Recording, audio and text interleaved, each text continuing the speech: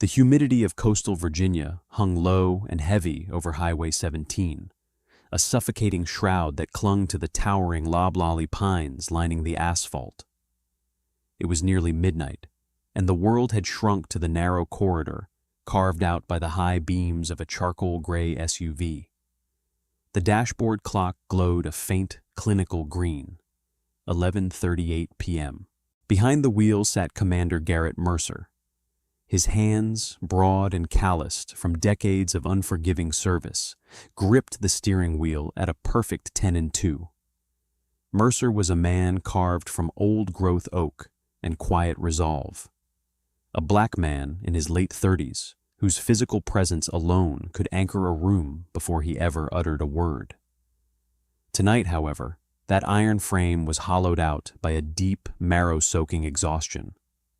For 3 consecutive days, he had been locked inside secure briefing rooms at the Naval Amphibious Base, dissecting geopolitical threat matrices, mapping out contingencies, and carrying the silent weight of lives that depended entirely on his strategic precision. He was still wearing his full dress uniform, the crisp, immaculate white choker. Every button was aligned with mathematical accuracy. Across his chest, rows of colorful ribbons told the story of a lifetime spent in the shadows of the world's most perilous conflict zones. Pinning them to his heart were the Silver Star, the Navy Cross, and the Golden Trident, the sacred emblem marking him as a commander within the Navy SEALs. He was a warrior, but tonight, he was simply a tired husband and father. He wanted nothing more than to pull into his driveway in Virginia Beach, quietly slip past the threshold of his home, kiss his sleeping wife, and let the crushing weight of command lift from his shoulders, if only for a few hours. Then, the darkness exploded into a chaotic strobe of crimson and blue. The piercing glare of emergency LED lights shattered the quiet sanctuary of his rearview mirror, bouncing violently off the dark interior of the SUV. Mercer's pulse didn't skip a beat. His respiration remained slow, deep, and measured. When a man has spent his adult life fast roping out of MH-47 Chinooks into hostile territory under the cover of zero illumination nights, a routine traffic stop on a domestic highway does not trigger adrenaline. It triggers protocol. Mercer calmly engaged his right turn signal, easing the heavy SUV onto the wide gravel shoulder of the highway. He brought the vehicle to a smooth, controlled halt. Methodically, he shifted the transmission into park and switched off the ignition. To ensure the approaching officer felt entirely secure, Mercer reached up and turned on the overhead dome light, flooding the cabin with bright, clear illumination. Finally, he returned his hands to the steering wheel, open-palmed and perfectly visible.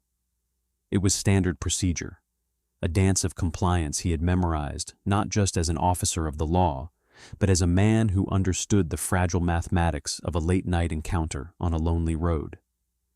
He had absolutely nothing to hide. Behind him, the local police cruiser didn't just pull over. It idled aggressively close, its front bumper nearly kissing the SUV's trailer hitch. The high beams remained blindingly active, a deliberate tactic designed to disorient and intimidate. Inside the cruiser sat 2 deputies from the local county precinct. The man behind the wheel was Officer Shane Colton, a veteran of the department whose career was defined not by heroism, but by a brittle, defensive ego. Colton possessed a thick file of civilian complaints, tales of unnecessary aggression, verbal abuse, and questionable stops, all of them conveniently buried or minimized by a protective local union. Colton had a chip on his shoulder the size of a cinder block, fueled by a deep-seated resentment toward a world that refused to grant him the unblinking deference he felt he was owed. In the passenger seat was Officer Tyler Evans, a rookie barely 6 months out of the academy. Evans was still idealistic, his uniform stiff, his mind clinging desperately to the textbook procedures he had been taught. He was nervous, his eyes darting between his laptop screen and the glowing luxury SUV ahead of them. "Look at this guy," Colton sneered, his hand already dropping to unbuckle his seatbelt with an aggressive snap.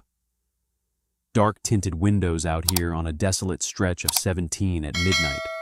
I smell a smuggler, probably trafficking contraband up from the state line. Evans squinted through the windshield, typing furiously into the terminal. Tints look legal from here, Shane. And hold on, the plates just cleared. They're completely clean, registered to a Garrett Mercer. No warrants, no flags, no prior contacts. Insurance is current too. Yeah, well, he touched the yellow line a mile back, Colton lied effortlessly, his voice tightening as his ego took the wheel. Let's go see what this boy is up to. Colton drew his heavy-duty metal flashlight from its ring, stepping out into the thick, humid night air. He walked with an exaggerated, wide-legged swagger, his right hand resting casually but purposefully on the textured grip of his Glock 22. Evans followed a beat later, his stomach tightening with a sudden, instinctual dread. He didn't like the energy his senior partner was projecting. Colton approached the driver's side of the SUV, keeping his body angled, utilizing the darkness outside the dome light's reach. Without warning, he raised the heavy aluminum flashlight and rapped it hard against the glass of Mercer's window. Clack, clack, clack. It was a sharp, violent sound intended to startle, to shatter the driver's composure. Mercer didn't flinch. His head didn't jerk. He simply turned his gaze toward the glass and pressed the window switch. The heavy glass slid down smoothly, revealing the stark contrast of the brilliant white dress uniform against the pitch-black Virginia night. "Evening, officer," Mercer said. His voice was a deep, resonant baritone, projecting the natural calm of a man accustomed to leading hundreds of elite operators under fire. Instead of answering, Colton thrust the blinding high-beam beam of his flashlight directly into Mercer's eyes. It was an old, aggressive intimidation tactic meant to force a driver to squint, look away, and instantly adopt a submissive posture. License, registration, and proof of insurance. "Now," Colton barked. Mercer didn't snap. He merely tilted his head a fraction of an inch to mitigate the blinding glare, keeping his eyes locked onto the general silhouette of the officer. "My wallet is in my back right pocket, officer. My registration and insurance are in the glove compartment. I am going to reach for my wallet first. Do I have your permission to do so?" Colton slowly lowered the beam of the flashlight, and for the first time, the brilliant white fabric of Mercer's uniform came into sharp focus. The light caught the polished brass buttons, the meticulously arranged rows of medals, and the unmistakable, gleaming gold of the Navy SEAL trident. Colton wasn't a military man. He had flunked out of a basic recruitment drive years ago, but he recognized authority. More importantly, he recognized when someone held a position in the social and professional hierarchy that completely eclipsed his own. Instead of inspiring professional courtesy or respect, a hot, irrational wave of resentment washed over Colton. Here was a black man sitting in a premium, late-model SUV, wearing a uniform that commanded a level of institutional and societal respect that Colton desperately craved, but would never achieve. The sight of the medals didn't humble him. It aggravated his deepest insecurities. "You in the military?" Colton asked, his tone dripping with a bizarre, unearned condescension. "Yes, officer. I am a commander in the United States Navy," Mercer replied evenly, keeping his left hand visibly anchored to the steering wheel, while his right hand slowly, deliberately moved behind his hip to extract his slim leather wallet. He slid his Virginia driver's license and his active-duty military identification card through the open window. Colton snatched the cards out of Mercer's fingers with a petty jerk. He looked down at the military ID, staring at the word commander, then looked back up at Mercer's face. "Commander, huh? Where are you coming from at this hour?" "The Naval Amphibious Base," Mercer answered, his patience holding firm despite the palpable hostility coming off the deputy. "I've been in high-level briefings since 0500. I am currently heading home to my family." "Well, Commander, you were swerving back there," Colton said, doubling down on the fabrication. "You crossed the line. "Have you been drinking tonight?" "I have not had a single drop of alcohol, officer. As I stated, I have been in secure command briefings all day." "Step out of the vehicle," Colton ordered abruptly. He took a deliberate step backward, his thumb aggressively flicking open the safety strap on his holster. On the passenger side of the SUV, Officer Evans froze. He looked across the roof of the vehicle at his partner, his eyes widening in disbelief. Step out for what? Evans thought, panic rising in his chest. There was no smell of alcohol. The driver's speech was perfectly clear, his eyes were sharp, his demeanor was the definition of compliant, and the vehicle registration was immaculate. There was zero probable cause, zero articulation of a threat, and zero legal justification for an exit order. This was an ego trip, pure and simple. Inside the cabin, Mercer's jaw tightened almost imperceptibly. A lesser man might have argued, might have cited the law or demanded a supervisor. Mercer knew the law inside and out. He knew this order was entirely unlawful, born from the fragile psyche of a small-town cop playing tyrant on a dark road. But Mercer also understood the grim, statistical realities of the world. A white uniform and a silver oak leaf were not magical force fields against a bullet fired by a panicked, angry man with a badge. Survival required pragmatism, not pride.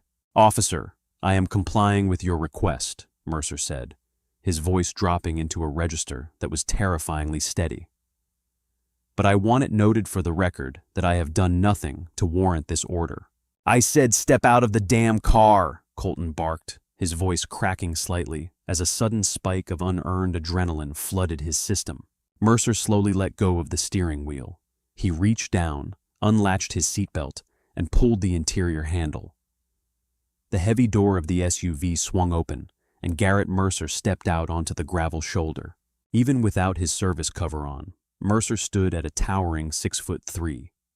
In his crisp white dress uniform, with his broad physical frame and flawless military posture, he looked like a monument forged from bronze and iron.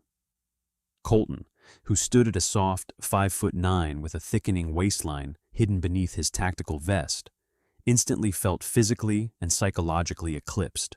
The psychological effect of Mercer's presence was immediate and catastrophic to Colton's composure. Colton's heart began to hammer against his ribs like a trapped bird. He was losing control of the narrative he had constructed in his head. Even though Mercer was doing absolutely nothing but standing still and complying, Colton felt smaller, weaker, and exposed. "Turn around! Face the vehicle! Put your hands on the roof!" Colton screamed, his voice rising an octave. He stepped back into a shooting stance, reaching down to draw his yellow X-26 taser. He raised the weapon, the twin red laser sights painting a steady pair of dots directly on the center of Mercer's back, right over the embroidered fabric holding his Navy cross. Evans rushed around the rear of the SUV, his hands raised in a desperate, placating gesture directed at his partner. "Shane, whoa, wait a minute, stop. He's complying, man. He's good. We have his ID. Just back it down." "Back off, Tyler," Colton yelled, his eyes wide, unfocused, and locked onto Mercer. "He's being non-compliant. Face the car." Mercer did not put his hands on the vehicle. Instead, he kept his hands raised in the air, his palms open, facing forward at shoulder height. He turned his head just a fraction to look Colton dead in the eye. When he spoke, it wasn't the voice of a civilian trying to argue a ticket. It was the voice of a man who had commanded hundreds of elite warfighters in life-or-death operations across the globe. "Officer Colton," Mercer said, reading the nameplate pinned to the man's chest. "Look at my hands. They are empty. I am a commissioned officer in the United States military. I am unarmed, and I am entirely compliant. You are pointing a weapon at me without legal justification. De-escalate this situation right now." It was the tone of absolute command that finally broke Colton's fragile, psychological dam. Colton was a bully. He was used to generating fear. He fed on the trembling voices of the teenagers and motorists he pulled over on this stretch of highway. But Garrett Mercer was not afraid of him. Mercer was looking at him with a profound, calm detachment, the way a weary parent looks at a toddler throwing a tantrum in a grocery store. "Don't you dare tell me how to do my job, you piece of—" Colton caught himself, the racial epithet hanging unsaid but heavy in the humid air. "I said hands on the car, spread your legs." "I am going to slowly place my hands on the roof of the vehicle," Mercer announced, narrating his own movements with deliberate clarity. He prioritized his survival over his pride, refusing to give the unstable officer any excuse to pull a trigger. Mercer began to slowly pivot his imposing frame back toward the SUV. As he rotated, the stiff bottom edge of his tailored dress white jacket caught slightly on the fabric of his trousers, bunching up near his waist. It was a habit drilled into every sailor from the day they entered the academy, maintaining the immaculate, unblemished silhouette of the dress whites. Instinctively and slowly, Mercer's right hand drifted down a few inches to smooth out the fabric of the jacket. "He's reaching!" Colton screamed. He knew it was a lie. He knew Mercer had no weapon. But it was the magic phrase, the institutional get-out-of-jail-free card drilled into bad cops to justify the unjustifiable. Pop! The sound was shockingly loud in the quiet, damp night. Two metallic prongs erupted from the taser barrel, trailing thin, coiled copper wires through the air. They slammed squarely into Mercer's back. The sharp barbed hooks embedded themselves deep into the thick, pristine white fabric of his uniform, one piercing the skin near his shoulder blade, the other sinking into his lower back. The device instantly delivered a continuous overriding charge of 50,000 volts of electricity directly into Commander Mercer's central nervous system. Mercer's entire body locked up in a violent, agonizing spasm. The human body is, at its core, an intricate electrical machine, and Colton had just short-circuited it with brutal force. Mercer's muscles seized with enough intensity to snap bone. A guttural, involuntary groan of pure agony escaped his lips as his nervous system was overwhelmed by the current. He went totally rigid, unable to break his fall, tipping backward like a massive felled pine tree. He crashed heavily onto the hard, sharp gravel of the shoulder, his head bouncing sickeningly against the asphalt edge of the highway. The immaculate, pristine white uniform was instantly ruined, stained with dark roadside mud, soaked with grease, and beginning to bloom with deep crimson blood where the gravel tore into his scalp and the barbs pierced his flesh. "Shane, what the hell are you doing?" Officer Evans screamed, his voice cracking with pure, unadulterated horror. He rushed forward, his hands dropping away from his belt as he stared down at the fallen commander. "He wasn't reaching for a damn thing. He was fixing his coat. Cuff him! Cuff him now!" Colton roared, his face flushed a deep, ugly purple. He stepped forward, his arm extended, keeping the taser trigger depressed to deliver a second, excruciating 5-second cycle of electricity into Mercer's incapacitated body. Mercer convulsed violently on the gravel, his fingers clawing uselessly at the dirt. The sheer force of his jaw clenching caused one of his rear molars to crack with a sickening pop, a metallic taste of blood instantly flooding his mouth. Evans practically tackled his senior partner, violently shoving Colton's arm down to break the taser's contact. "Stop it! Stop! He's down, Shane! Let it go!" Evans dropped to his knees in the gravel beside Mercer, his hands trembling so hard he could barely unlatch his handcuff pouch. Mercer was gasping for air, his chest heaving as his vision swam in a chaotic haze of white-hot pain. Every single nerve ending in his body was screaming, fire coursing through his veins. Yet, even through the catastrophic haze of neuromuscular incapacitation, the decades of brutal military survival training kicked in. He didn't fight. He didn't thrash. He knew with absolute cold certainty that if he made a single aggressive movement, Colton would transition from his taser to his service weapon and put a hollow point bullet through his chest. Sir, "I am so sorry," Evans whispered, his voice shaking violently as he grabbed Mercer's broad wrists. "I have to put these on you. Please don't move, sir. Please." Mercer offered no resistance. He remained perfectly still as the cold, heavy steel of the handcuffs ratcheted tightly around his wrists, the sharp metal biting deep into his skin. Colton stood over them, his chest heaving, a sick, twisted expression of triumph warring with a dawning, subterranean terror on his face. He had won the physical confrontation. He had forced the giant to the earth.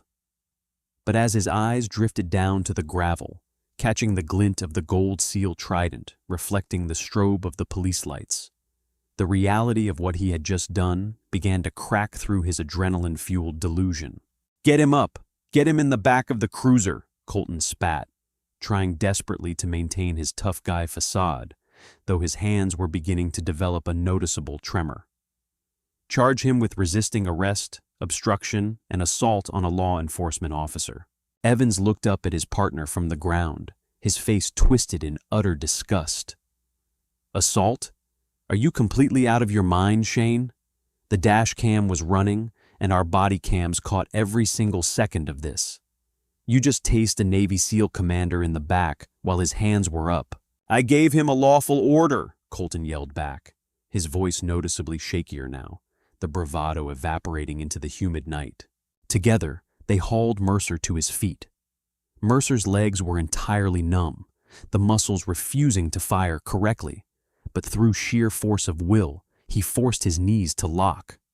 His uniform was utterly ruined, soaked in mud and blood. A steady stream of crimson was trickling down the side of his neck from the laceration on his scalp. They shoved him into the cramped, hard plastic back seat of the cruiser, his head striking the low doorframe as they pushed him inside. The heavy door slammed shut, locking with a definitive, mechanical click. Garrett Mercer sat in the suffocating darkness of the police cruiser, the lingering phantom currents of the electricity still rippling through his muscles. He closed his eyes. He didn't curse. He didn't yell. Instead, he took a deep, controlled, tactical box breath. Inhale for 4, hold for 4, exhale for 4, hold for 4. He repeated the cycle until his heart rate dropped back into a normal operational zone. When he opened his eyes, the pain was still there, but it was buried beneath a layer of cold, calculating, and dangerously calm focus. Officer Shane Colton had no idea what he had just unleashed. He hadn't just conducted a bad traffic stop. He had just declared war on a machine that possessed infinite resources and zero tolerance for the targeting of its leadership. The county precinct house was a drab, depressing cinder-block bunker that smelled permanently of stale tobacco, industrial floor wax, and human misery. It was an exceptionally slow Tuesday night, right up until the moment Colton and Evans walked Commander Garrett Mercer through the rear double doors of the booking area. The second Mercer stepped into the room, the ambient noise of the bullpen died instantly. Desk sergeants, booking deputies, and civilian clerks stopped mid-sentence, their eyes locking on to the spectacle before them. Mercer's white dress uniform was heavily soiled with dark roadside muck, torn at the shoulder blade where the taser prongs had been brutally ripped out and stained with drying blood. His hands were bound tightly behind his back. Yet, despite the physical degradation, Mercer walked with a spine of pure steel. His chin was held high, his gaze fixed straight ahead, navigating the room with an imposing dignity. He didn't look like a criminal being processed. He looked like a captured sovereign being led through a camp of peasants. "Put him in holding cell 3, Colton ordered loudly, trying to inject authority into his voice to mask the suffocating weight of the stares he was receiving from his colleagues. "I need to go to the break room and start writing up the narrative." "You want me to process him, Shane?" asked Desk Sergeant Frank Riggs, a graying, thick-necked veteran who was eyeing the ruined uniform and the golden trident with a look of horror. Riggs had spent 4 years in the Marine Corps during the Gulf War. He knew exactly what those ribbons meant. He knew the level of sacrifice required to wear that uniform. As he looked at the blood on Mercer's collar, the color drained from Riggs's face. He looked at Colton, his voice dropping into a tense, dangerous register. "Colton, what the hell did you do out there?" "He was non-compliant, Frank. He swerved, he resisted, and he made a furtive movement toward his waist," Colton snapped defensively, though he refused to meet the older sergeant's eyes. "Just lock him down." They escorted Mercer to holding cell 3, a cramped concrete box with a heavy iron bar gate. Evans stepped inside, his hands shaking as he unlocked the handcuffs. Mercer didn't massage his wrists. He didn't offer a single complaint. He simply turned around to face the iron bars, his eyes locking onto Colton with a terrifying neutrality. "I am entitled to my phone call," Mercer said, his deep baritone echoing clearly in the silent booking room.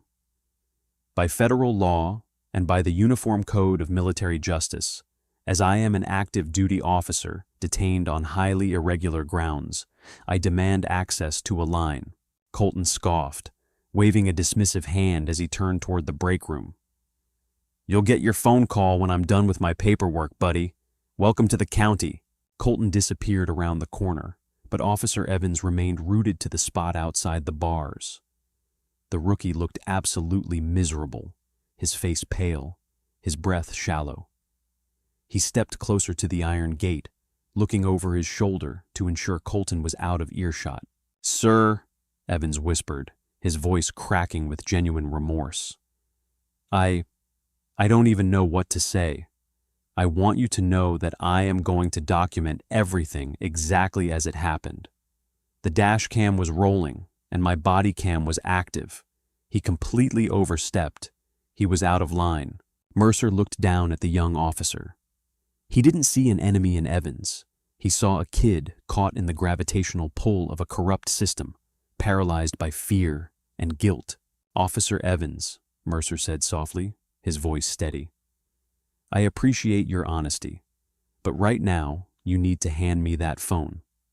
Because if I am not at my command post by 0600, or if I miss my secure operations check-in in exactly 35 minutes, the United States Navy will initiate an automated tracker protocol. And trust me when I tell you, you do not want them finding me like this." Evans swallowed hard, the reality of the situation finally crashing down on him.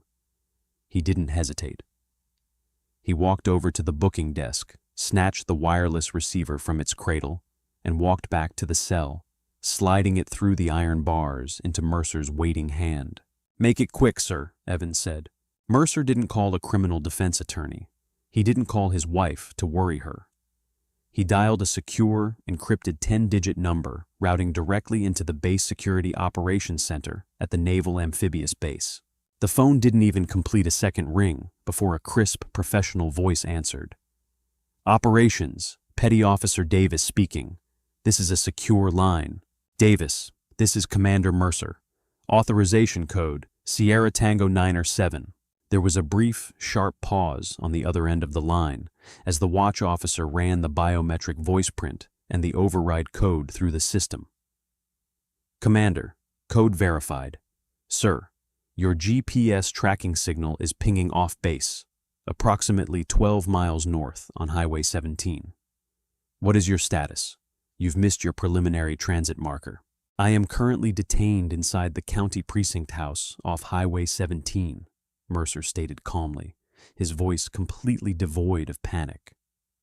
"I was subjected to an unlawful traffic stop, assaulted with a neuromuscular incapacitation device, and placed under arrest without probable cause by local law enforcement.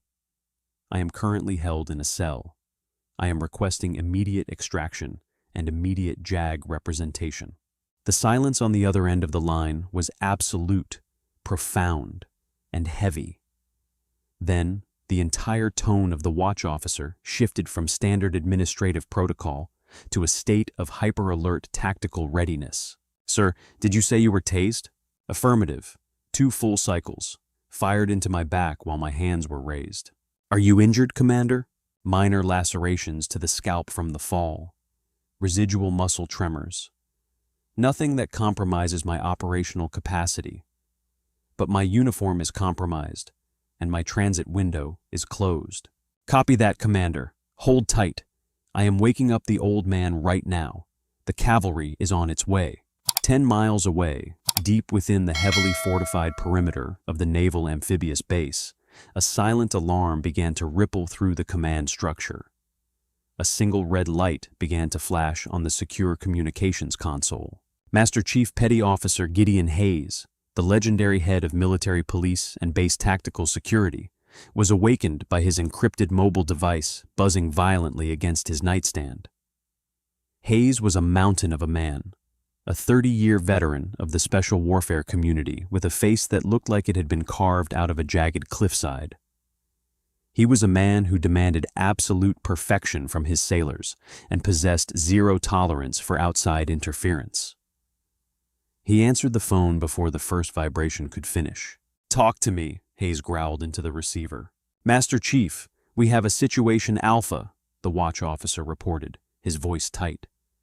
"Commander Mercer has been detained by local PD off Highway 17. He reports he was assaulted, tased in the back, and is currently locked in a civilian holding cell." Master Chief Hayes sat upright in his bed, the last remnants of sleep instantly evaporating from his mind, replaced by a cold, terrifying fury. Garrett Mercer wasn't just any officer. He was a highly respected SEAL commander, a brother in arms who had bled for his country in global hotspots that didn't even exist on civilian maps. And some small-town beat cop had put 50,000 volts into his back while he was wearing his dress whites. "Wake up, Vice Admiral Vance," Hayes ordered, his voice dropping into a deadly, gravelly register as he swung his legs out of bed and reached for his tactical boots. "And wake up the Quick Reaction Force. Tell them to prep the armored transports. Master Chief, you want the QRF mobilized for a domestic police station? I want 2 Lenko Bearcats, a full complement of military police operators in heavy tactical gear, and the duty JAG officer," Hayes barked, slamming a fresh magazine into his sidearm and strapping the holster securely to his thigh. "These local cowboys think they can assault a United States naval commander and lock him in a cage like a stray dog. They are about to find out exactly what federal jurisdiction looks like. Mobilize the team, now." Within 15 minutes, the naval base was fully awake, buzzing with the quiet, organized efficiency of a hive of hornets. In the high-tech hub of the command center, Vice Admiral Thomas Vance stood over a massive digital map display, tracking Mercer's precise GPS coordinates. Vance was a stern, gray-haired tactician who had spent his entire life navigating both geopolitical battlefields and Pentagon bureaucracy. "Admiral," Master Chief Hayes said, stepping into the room. He was fully kitted out in black tactical armor, a ballistic helmet tucked under his arm, looking like an absolute force of nature. "The vehicles are spun up. The operators are loaded. We are ready to move on that precinct." Admiral Vance looked up from the map, his eyes narrowing as he evaluated his Master Chief. "Master Chief, this is an incredibly delicate situation. We cannot, under any circumstances, get into a kinetic shootout with local law enforcement on American soil. But we absolutely will not allow one of our top commanders to be humiliated and unlawfully detained by a rogue precinct. Do you understand me?" "Perfectly, sir," Hayes replied, his jaw tight. "We will overwhelm them with presence, not firepower. We are going to walk in there. We are going to take our commander, and we are going to leave. We'll let the federal lawyers handle the ashes in the morning." Vance nodded slowly, a cold, hard look settling into his features. "Go get our boy, Master Chief. Take complete control of that station." Back at the county precinct, Officer Shane Colton was sitting in the break room, a lukewarm cup of terrible coffee cradled between his hands. He was trying to draft a police report that could somehow justify the tasing of a compliant, highly decorated military officer. The initial rush of adrenaline had completely faded, leaving behind a cold, hollow dread that was rapidly closing in on his chest. Every time he typed a sentence, he deleted it. Furtive movement. Resisting. The words looked pathetic on the screen, completely contradicted by the digital certainty of the body cameras. He was so consumed by his own mounting panic that he didn't hear the distant, low rumble beginning to vibrate through the floorboards. It started as a faint tremor, a deep, bass-heavy thrumming that made the stale coffee in Colton's mug ripple in perfect concentric circles. Desk Sergeant Frank Riggs stopped typing his log. He stood up, his old military instincts screaming at him, and walked over to the reinforced glass doors of the front lobby. The thick coastal fog rolling off Highway 17 was dense, but cutting through the white mist were blinding, high-intensity beams of stark white and amber LED lights. This wasn't the erratic, frantic flashing of local emergency lights. It was the disciplined, synchronized, piercing glow of military tactical vehicles. 3 massive, pitch-black Lenco Bearcat armored personnel carriers rolled into the tiny asphalt parking lot of the precinct. Their heavy run-flat tires crunched violently over the gravel. The immense weight of the up-armored chassis groaned as they came to a synchronized halt, effectively blocking every single exit from the building. Riggs's breath hitched in his throat. He had served in Fallujah. He knew exactly what an overwhelming show of force looked like. Before the diesel engines could even idle down, the heavy reinforced steel doors of the transport swung open. Out poured 12 United States Naval Military Police operators. They were clad in full black tactical gear, heavy Kevlar vests, and drop-leg holsters.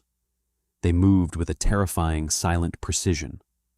There was no chaotic shouting, no frantic running, just the chilling efficiency of a unit that operated as a single, lethal organism.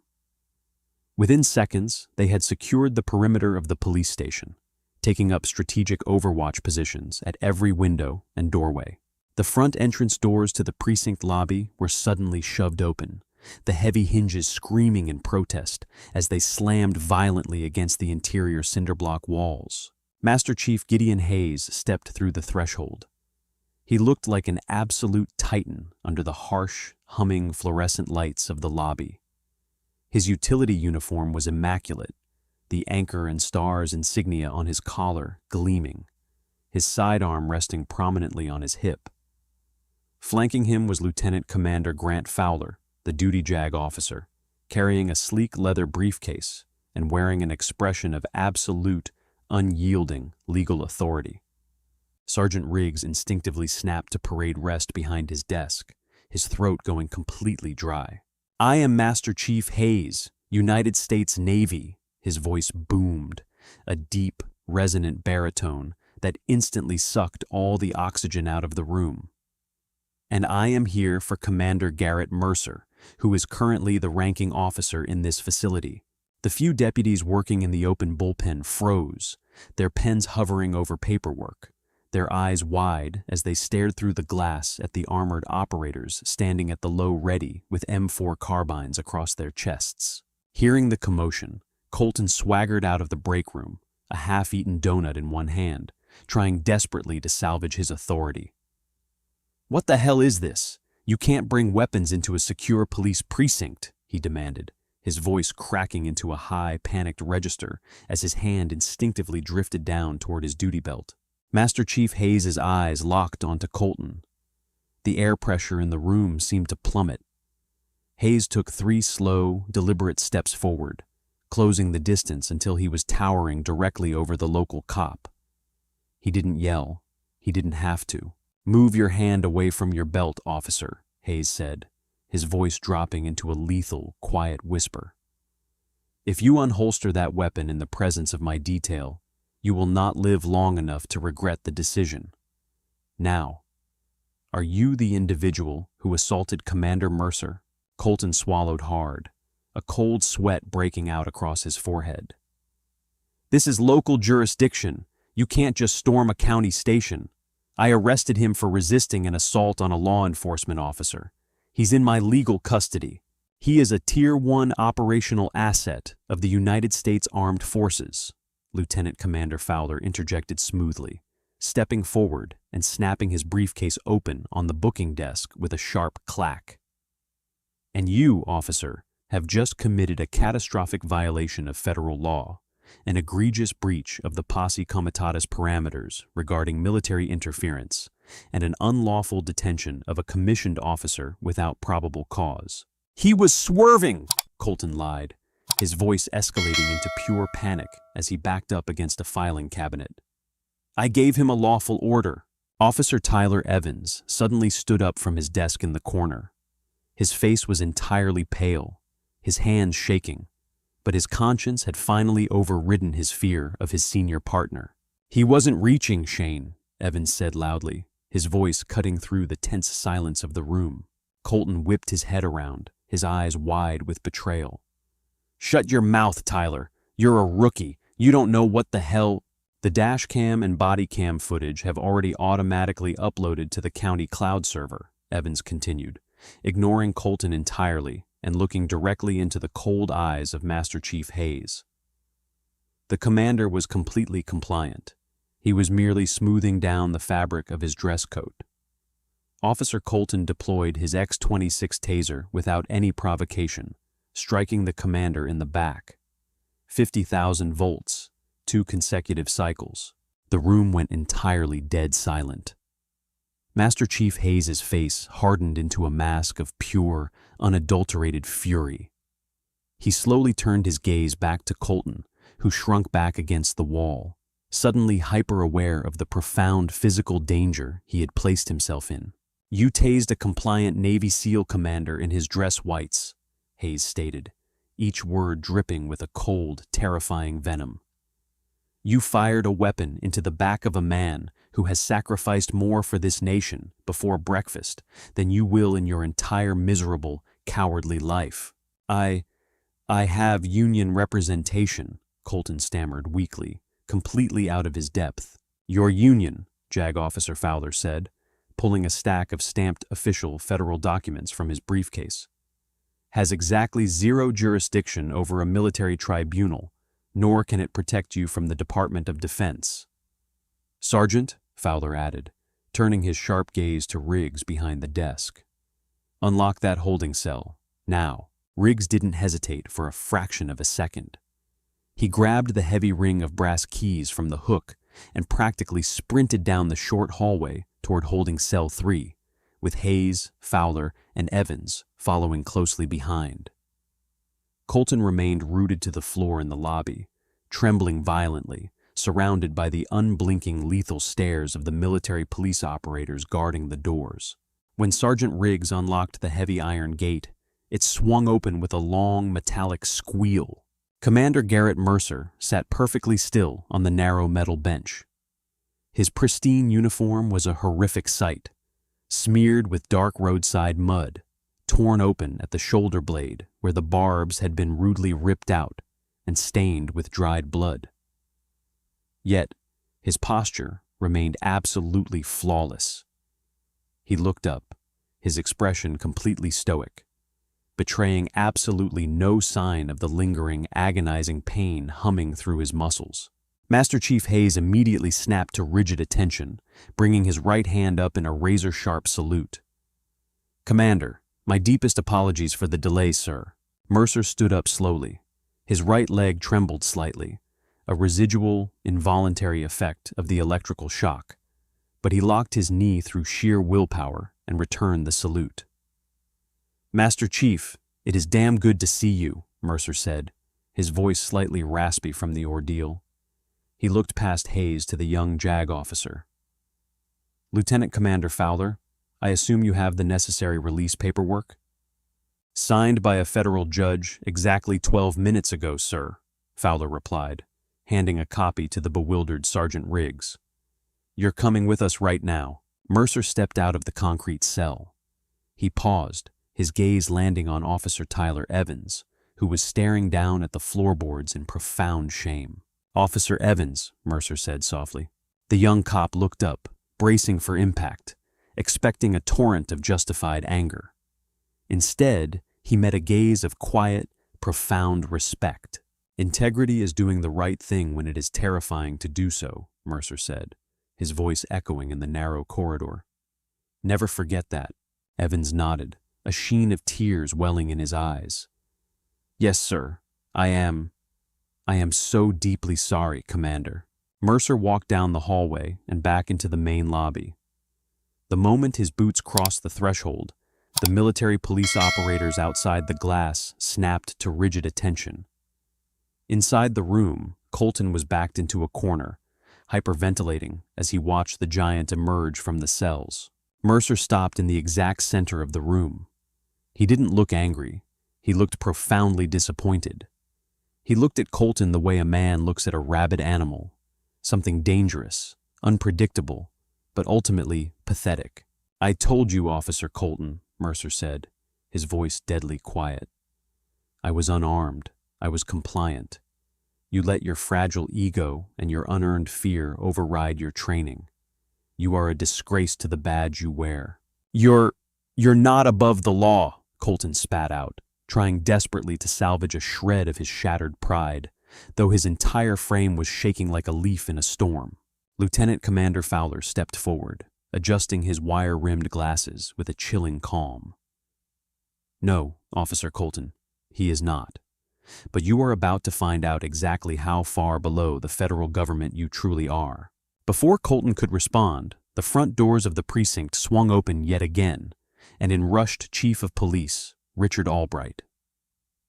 Albright was an older, heavy-set man, completely out of breath, his tie askew. He had driven 80 miles an hour from his suburban home after receiving a frantic, terrified phone call from his night dispatcher about a military siege taking place at his station. Albright stopped dead in his tracks, taking in the surreal scene. Heavily armed Navy MPs blocking his exits, a Master Chief looming like a thundercloud, his desk sergeant standing at rigid attention, and a battered Navy SEAL commander standing covered in blood in the center of his lobby. Finally, his eyes landed on Shane Colton, who looked like he was about to vomit on the linoleum. "What in God's name is going on in my precinct?" Chief Albright demanded, his voice cracking under the immense strain. "Chief Albright," JAG Officer Fowler said, stepping forward smoothly. "Your officer, Shane Colton, conducted a completely illegal traffic stop, assaulted a commissioned United States military officer without provocation, and unlawfully detained him in a civilian cell. We can handle this internally, son," Albright said quickly, raising his hands in a defensive, placating gesture. He knew Colton was a walking liability. The town council had been trying to find a way to fire him for years, but the police union had always blocked it with bureaucratic red tape. "We will open an internal affairs investigation immediately. There is absolutely no need for the United States Navy to invade my precinct." "An internal affairs investigation?" Fowler repeated, a cold, humorless smile touching the corners of his lips. "Chief Albright, you completely misunderstand the gravity of the situation you are currently facing. This is no longer a simple civil rights violation or a localized case of police brutality." Fowler turned to Commander Mercer. "Commander, do you still possess the package on your person?" Mercer reached his hand slowly into the torn internal breast pocket of his ruined dress jacket. He pulled out a small, heavy, matte black titanium drive. It was no larger than a matchbox, but the biometric security scanner on its surface was pulsing with a faint, steady red light. Chief Albright frowned, his brow furrowing. "What the hell is that?" "This, Chief Albright," Fowler explained, his voice dropping into a register of absolute, deadly seriousness, "is a Level 7 encrypted Department of Defense tactical storage drive. It contains the real-time deployment schedules, satellite communication encryption codes, and emergency extraction coordinates for 3 active Tier 1 special mission units currently operating in hostile territory overseas." The color rapidly drained from Chief Albright's face. He had been around long enough to know that the phrases Level 7 and special mission units were things that belonged to a world that could swallow a small-town police department whole. "Commander Mercer," Fowler continued, pacing the lobby like a shark circling its prey, "is the designated secure courier for this intelligence. He was transporting it directly from a secure briefing at the amphibious base to a secondary military facility. By federal law, this drive must remain on his person, and his person must remain completely uncompromised. When Officer Colton unlawfully ordered the commander out of his vehicle, drew a weapon on him, forced him onto an unsecured public highway, and locked him in a civilian cage, he didn't just assault a man, he actively compromised the physical security of classified national defense intelligence. Colton's knees actually buckled. He had to grab the edge of the booking desk to keep from collapsing entirely onto the floor. I didn't know. I didn't see any drive.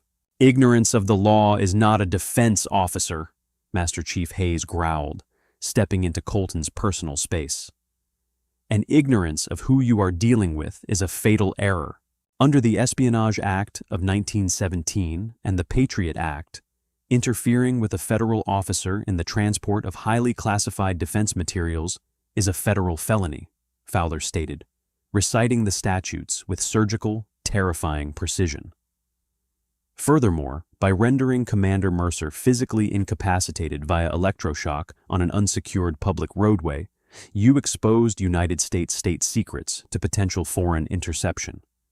You created a critical national security vulnerability. You're bluffing, Colton whispered, tears of absolute panic finally spilling over his eyelids. It was a routine traffic stop. The Federal Bureau of Investigation and the Naval Criminal Investigative Service were automatically notified the exact second Commander Mercer missed his secure transit check-in, Fowler said, casually checking his watch. In fact, Chief Albright, if you look out your front window, you will see them arriving right now. Through the heavy coastal fog outside, 2 black unmarked SUVs pulled aggressively into the precinct lot, parking directly behind the military Bearcats. 4 men and 2 women in dark tailored suits and windbreakers bearing the bold gold letters FBI and NCIS stepped out, moving briskly toward the entrance doors. Chief Albright realized in a terrifying split second that his precinct, his long career, and his entire town were about to be utterly crushed by the weight of the federal government if he didn't act immediately. The police union couldn't protect Colton from the Espionage Act. Nobody could. Albright turned on Colton, his eyes blazing with a mixture of intense terror and supreme anger. "Shane," Chief Albright said, his voice trembling with rage, "give me your badge. Give me your gun. Right now." "Chief, please, the union can't save you from a federal penitentiary, you idiot," Albright roared, spittle flying from his lips. "You compromised national security because you wanted to play the big tough man on a lonely highway. Badge and gun, now." With shaking, uncoordinated hands, Colton unclipped his heavy-duty belt. It hit the linoleum floor with a loud, pathetic thud. He unpinned the silver shield from his chest, his fingers fumbling, and handed it over to his chief. In the span of less than 45 minutes, Shane Colton had gone from an arrogant bully with a badge to an unemployed civilian facing decades in a federal prison. The heavy double doors of the precinct burst open, and the federal agents pushed into the lobby, immediately flashing their credentials at Chief Albright. "Special Agent Wyatt Stone, NCIS, the lead agent announced, his sharp eyes instantly taking in the room. He looked at Commander Mercer's ruined, blood-stained uniform, his jaw tightening. "Commander Mercer, are you secure?" "I am secure, Agent Stone," Mercer replied calmly, safely tucking the titanium drive back into his internal pocket. "Take him," Stone said, gesturing coldly toward Colton. 2 FBI agents grabbed Colton by the arms, spinning him around with brutal efficiency and slamming him face first against the cinderblock wall. They roughly kicked his legs apart, the exact same treatment Colton had demanded of Mercer on the highway. The sharp metallic click of federal handcuffs echoed loudly in the silent room as they ratcheted the steel tightly around Colton's wrists. "Shane Colton, you are under arrest for the assault of a federal officer, unlawful detention, and gross negligence in the handling of classified national defense materials," the agent recited mechanically, pulling the weeping man away from the wall. As they led Colton toward the exit, They passed directly in front of Commander Mercer. Colton was sobbing openly now, his bravado entirely shattered, reduced to a hollow, terrified shell of a man. Mercer looked at him one final time. He didn't gloat. He didn't smile. "You demanded respect tonight, Colton," Mercer said, his voice low, steady, and incredibly heavy. "But respect is a currency earned through discipline and honor. You possess neither. You are a disgrace to the concept of service." Colton couldn't even lift his eyes to meet Mercer's gaze. The agents hauled him out into the cold, damp night air, shoving him into the back of the unmarked vehicle. Master Chief Hayes turned to Mercer. "Sir, the medical team is waiting inside the Bearcat to treat those lacerations and check your vitals." Mercer nodded, giving a final, quiet nod of acknowledgement to young Officer Evans, who stood alone by the booking desk. "Let's go home, Master Chief." Flanked by his JAG officer and his towering Master Chief, Commander Garrett Mercer walked out of the county precinct. The heavy steel doors of the armored transport hissed open to receive him. As the convoy backed out of the lot, their brilliant lights cutting through the lingering fog, they left behind a shattered department and a stark reminder that true power does not need to shout. True power simply acts. By 800 the following morning, the quiet coastal county was effectively under federal occupation. The story had not yet leaked to the national press, but within the insular, hyper-connected world of law enforcement and the Department of Defense, the shockwave was absolute.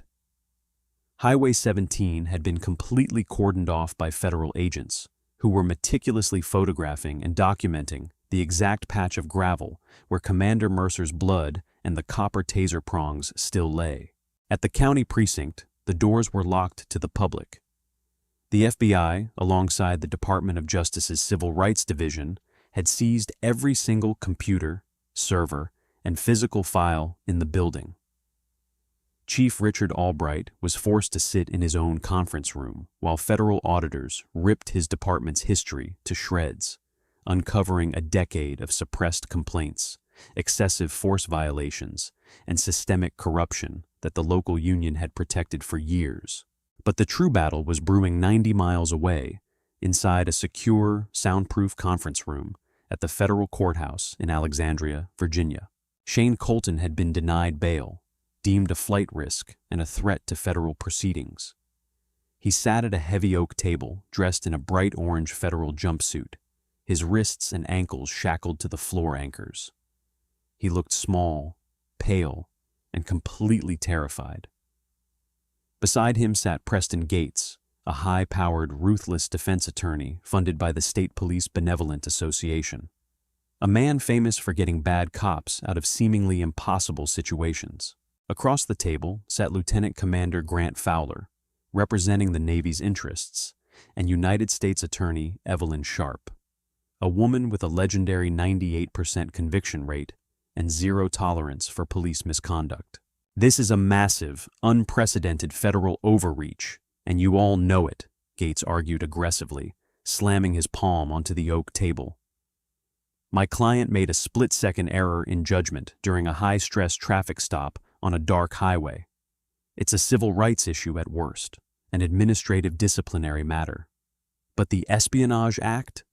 That is a theatrical absurdity designed purely to intimidate a local law enforcement officer." U.S. Attorney Evelyn Sharp didn't even blink.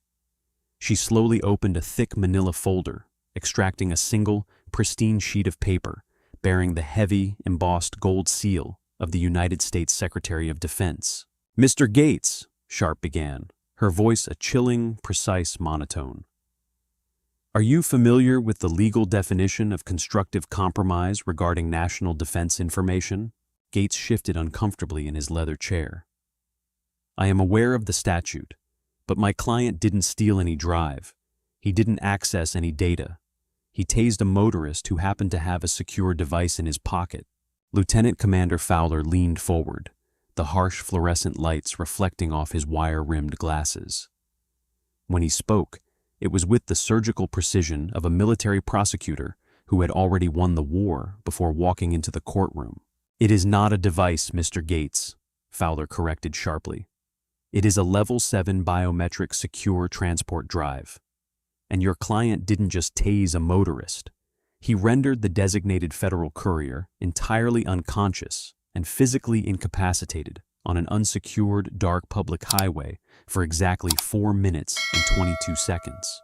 Fowler slid 3 glossy, high-resolution photographs across the table. Exhibit A, a time-stamped still from Officer Evans' body cam showing Commander Mercer convulsing on the ground, entirely vulnerable. Exhibit B, a satellite image of that specific stretch of Highway 17, revealing a dense, unmonitored tree line less than 50 yards away, a prime location for a tactical ambush. Exhibit C, a heavily redacted threat matrix document. Fowler leaned closer, his voice dropping into a dangerous whisper. "During those 4 minutes and 22 seconds, Mr. Gates, the operational security of 3 active Tier 1 special mission units was entirely compromised. If a hostile foreign intelligence asset had been tracking Commander Mercer, which is a daily threat matrix we actively monitor, your client hand-delivered them a 4-minute window to execute the commander, retrieve the drive, and compromise the entire national security infrastructure of this country. That is the literal definition of gross negligence under the Espionage Act." Gates looked down at the photographs, then at Colton, who was openly hyperventilating, tears leaking from his eyes. "You can't prove there were foreign agents in those woods," Gates countered desperately. "We don't have to prove they were there," Sharp countered smoothly. "The statute only requires us to prove that your client's reckless, unlawful actions created the profound vulnerability, which they did. Furthermore, we have the undisputed body cam footage of your client explicitly fabricating a lie to create false probable cause. He's reaching. We all heard it, Mr. Gates. A federal jury will hear it too." Gates tried one final, desperate bluff. "If you take this to a public trial, I will subpoena Commander Mercer. I will put his entire operational service record on trial. The media will turn this into an absolute circus, and we all know the Navy hates bad PR." A low, rumbling chuckle echoed from the shadows near the back door of the room. Vice Admiral Thomas Vance stepped into the light. He was wearing his full 4-star uniform, a towering figure of absolute, terrifying institutional authority. "Mr. Gates," Admiral Vance said, his voice sounding like distant artillery rolling across a battlefield. "Do you truly believe the United States Navy fears a public trial regarding one of its most decorated warfighters? Commander Mercer holds 2 silver stars. He pulled 3 wounded operators out of a burning helicopter in Kandahar while taking sustained enemy fire. He is entirely bulletproof. The American public will build statues of him." Vance leaned over the table, bringing his face inches from the union lawyer's eyes. "If you fight this, we will not just bury your client," Vance promised, his eyes entirely devoid of mercy. "We will drag your entire police department, your corrupt union, and your state leadership into the blinding sunlight.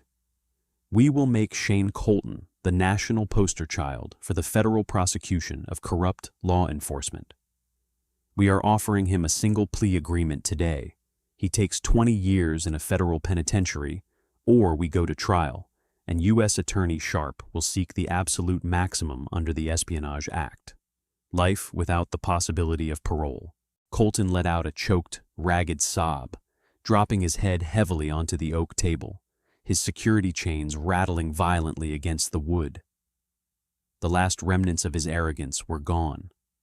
He was finally face to face with a power structure he could not bully, intimidate, or lie his way out of. Attorney Preston Gates looked at his weeping client, then at the unwavering gaze of the U.S. Attorney, and finally at the stone-cold expression of the 4-star admiral. Slowly, the defense lawyer closed his briefcase. "Give us the plea agreement," Gates whispered. 6 months later, the heavy oak doors of the federal district court opened, and the bright flashes of press cameras erupted like a lightning storm across the courthouse steps. Former Officer Shane Colton, completely stripped of his badge, his state pension, and his freedom, was led out in heavy handcuffs and leg irons by two towering United States Marshals. He looked 10 years older, his face gaunt, his posture completely broken. The federal judge had just accepted his guilty plea for the assault of a federal officer and gross negligence regarding classified national defense intelligence. The sentence was swift, brutal, and final. 22 years at the United States Penitentiary in Leavenworth, a maximum security facility. There would be no early parole. There would be no union appeals. The very system he had abused for decades to protect his own ego had finally turned around and devoured him whole. Inside the courtroom, the atmosphere was solemn. Garrett Mercer, fully recovered and dressed once again in his pristine, unblemished choker white uniform, sat in the very front row. The Navy Cross on his chest gleamed brilliantly under the courtroom lights. He hadn't gloated during the sentencing. He hadn't expressed a single ounce of anger. He had simply watched justice run its course with the quiet, detached stoicism of a man who understood the absolute weight of consequence. As Mercer walked down the grand marble steps of the courthouse, flanked by Master Chief Hayes and Lieutenant Commander Fowler, he was approached by a young man wearing a neat, well-tailored civilian suit. It was Tyler Evans. Evans had resigned from the county police force the morning after the incident.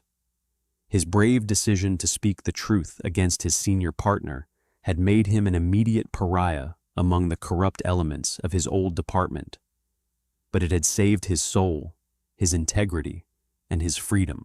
"Commander Mercer," Evans said, stepping forward nervously, his hands clasped tightly in front of him. Mercer stopped, offering a firm, respectful nod. "Mr. Evans, it is good to see you. I wanted to thank you, sir," Evans said, his voice trembling slightly with emotion. "And I wanted to apologize again for my part in what happened that night on the highway. I should have intervened sooner. I should have stopped him before he pulled that trigger." Mercer studied the young man's face. He saw the lingering guilt, but more importantly, he saw the unyielding iron core of integrity that had compelled Evans to tell the truth to the Master Chief, when it would have been infinitely easier to lie and cover for a fellow cop. "You stepped out of the darkness when it mattered most, Tyler," Mercer said, his voice softening, losing the sharp, rigid edge of military command. "You chose to tell the truth when a man with a gun and a badge was telling you to lie. That takes a rare kind of courage. Do not let one terrible night on a dark road define your future." Evans nodded, wiping a stray tear from his eye.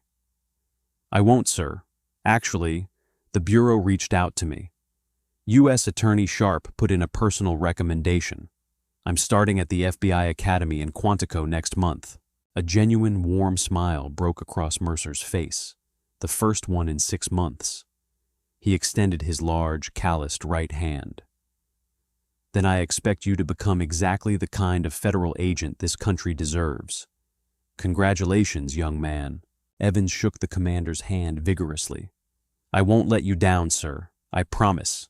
Mercer turned and walked down the remaining marble steps toward a waiting, black military SUV. The cool coastal breeze caught the edges of his white coat, the golden trident on his chest catching the brilliant glare of the late afternoon sun. Master Chief Hayes held the heavy door open for him. "Good day for the good guys, sir," Hayes said quietly. "It's a day for accountability, Master Chief," Mercer replied, sliding smoothly into the leather back seat. "Let's get back to the base.